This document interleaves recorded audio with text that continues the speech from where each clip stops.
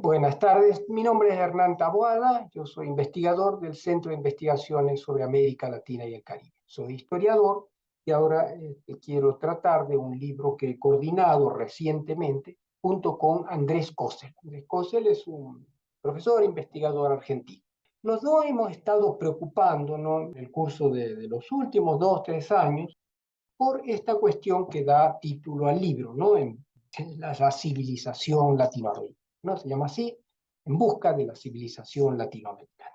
Si realmente puede hablarse, ¿no?, de una esencia con este nombre, podemos decir que hay una civilización latinoamericana. La problemática, ¿no?, ha venido interesando al mundo letrado en los últimos tiempos, en las últimas 2 décadas, podemos decir, cuando se ha reavivado, ¿no?, este esquema de explicación del presente y del pasado sobre la base de la civilización. Es decir, postula que la humanidad se divide en grupos que tienen una personalidad propia. De la misma forma que los seres humanos, ¿no?, tenemos nuestro carácter propio, nuestra propia fisonomía, también los grupos humanos la tendrían.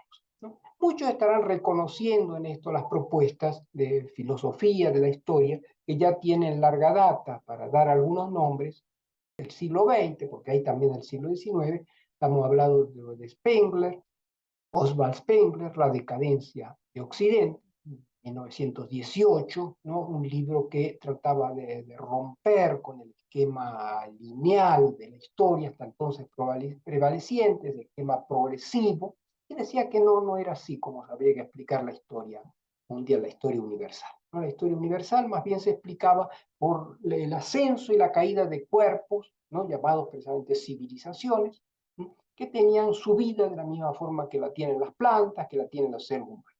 Tienen un desarrollo, un crecimiento y una muerte.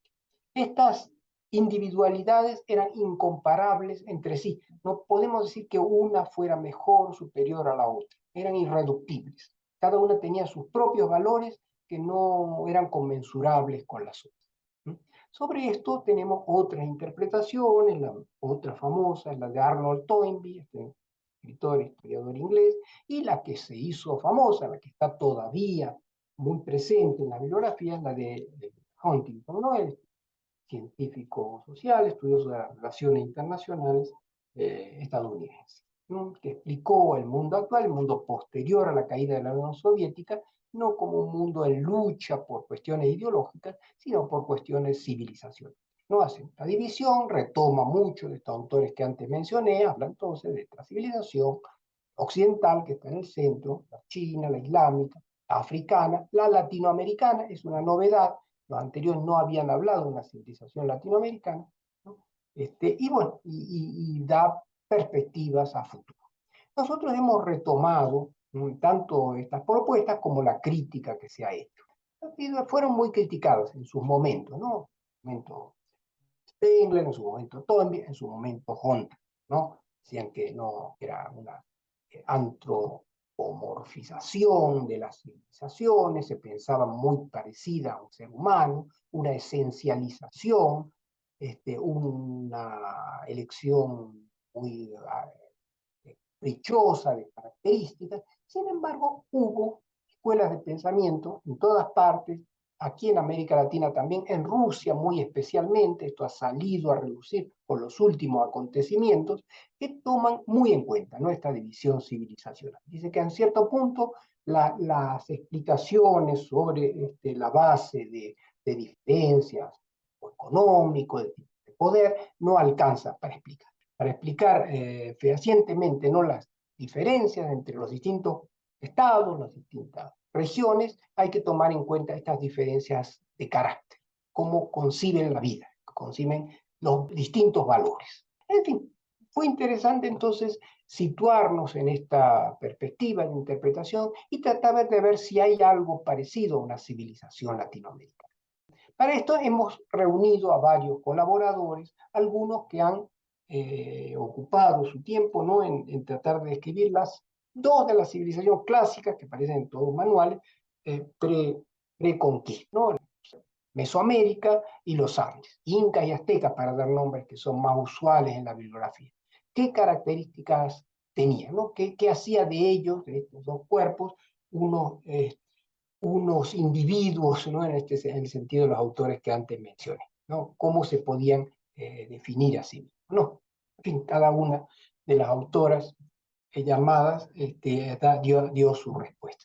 Después hemos tratado de ver la colonia. Podemos hablar de una civilización propia en la colonia, esta civilización barroca, ¿no? De la que hablaba Bolívar Echeverría, de la que hablaba Richard Morse. Podemos hablar en estos términos. Podemos hablar más adelante, y de esto se ocupa Andrés Cossel, de una civilización latinoamericana. ¿Quiénes han propuesto que sí existía? Y da una larga lista de autores y concluye que como que nadie ha terminado de definir. Siempre hay propuestas iniciales que no terminan de concluir. Yo me he ocupado de este cuerpo fantasmal, la llamada civilización occidental, en qué medida existe algo semejante y en qué medida podemos nosotros definirla desde América Latina. Hay otras interpretaciones que hablan de la civilización moderna, en términos de una civilización americana, ¿no? Americana en un sentido estadounidense, ¿no? Cómo fue esta gama peculiar de la modernidad nacida de Estados Unidos que definió las características de nuestro tiempo. Una civilización industrial con una gran proyección hacia la destrucción de la ecología. Y termina, antes hablo de Rusia, en una comparación de un autor ruso entre las civilizaciones latinoamericana y rusa. En qué medida estas civilizaciones, que él llama de frontera, se parecen y en qué medida divergen. En fin, se podrá ver que no hemos dado respuesta, hemos planteado, especialmente el título nos dice que estamos en búsqueda de esta civilización latinoamericana. Es un término, paréntesis, que aparece cada vez más en el discurso político.